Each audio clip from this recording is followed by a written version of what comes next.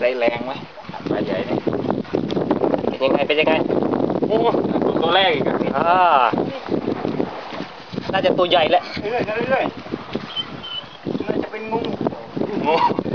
เป็นงูน้ำไหมอ่ะงูน้ำขึ้นมาแล้ว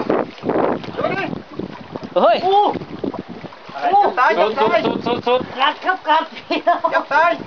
โอ้งูขึ้นมาเลยระวังมันกัดนะงู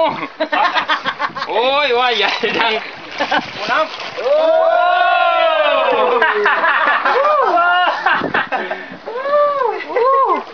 ตัวเบลเลอร์เลยเขามาเลี้ยงรังหรือเปล่า